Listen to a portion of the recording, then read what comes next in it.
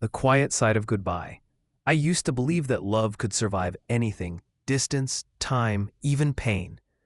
But what I didn't know then was that love doesn't die from distance or silence.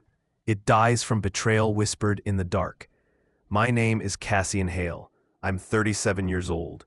Once, my life was simple. A wife I adored, a small house near the sound of the ocean, a circle of friends who felt like family. There was warmth, laughter, and the quiet kind of happiness you never question until the day it disappears. Her name was Alara. She wasn't perfect, but she was mine, or so I thought. We met in college. She used to draw while I studied architecture. She'd leave tiny sketches in my notebooks. Oceans, hands, stars. Like she was writing love letters without words. We built a life out of those sketches. A marriage, a home, a future. And then came Rowan, my best friend since childhood. He was the kind of man who could charm anyone. Confident, magnetic, the life of every room. I trusted him more than I trusted myself. Until the night everything fell apart. It was raining. I remember that detail more clearly than anything else. The sound of it, steady and cruel, tapping against the windows while I stood in our kitchen, staring at the message glowing on her phone.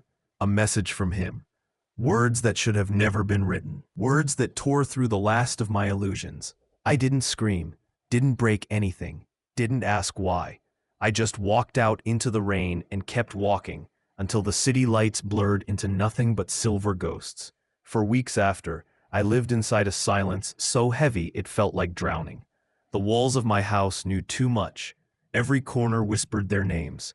Sleep became a stranger. I stopped answering calls. I stopped existing for anyone except the ache. But pain, I learned, is a kind of teacher. Cruel, yes, but honest. It strips you bare until there's nothing left but truth. And the truth was, I had to start again. So I did. Gym at dawn. Work until night.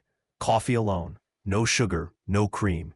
Just black, like the space where my heart used to be.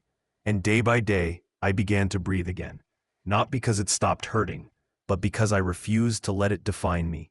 Then one morning, months later, her name appeared on my phone. Alara. A message. Cassian, please. I need your help. I almost laughed. Help? After she tore me apart? But curiosity is its own weakness. So I answered. Not for her, for me. I needed to see what kind of ghost she'd become. We met at a small cafe downtown. She looked like someone had taken the light out of her eyes and replaced it with fear. Her hands trembled when she lifted her cup. She said, Rowan left. Took the money, the house. I have nothing.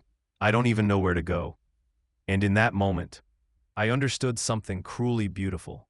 Life has a strange way of balancing its scales. I helped her, not out of love or pity, but peace.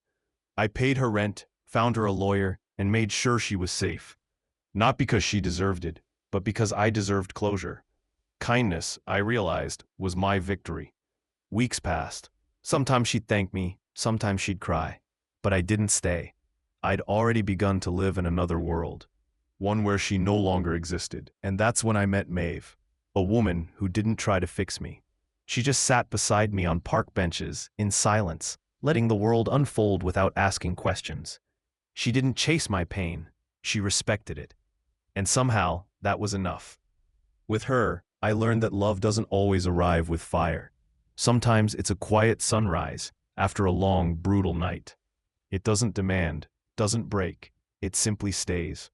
A year later, I received a letter. The handwriting was hers. 3 lines. Thank you for not hating me. You were the best thing that ever happened to me. I hope you finally found peace. I folded the letter and placed it in a drawer. I didn't reply. Not because I was angry, because I wasn't. There was nothing left to say.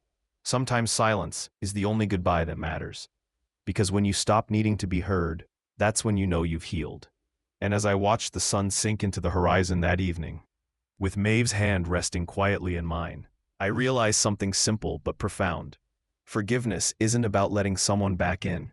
It's about finally letting yourself walk out.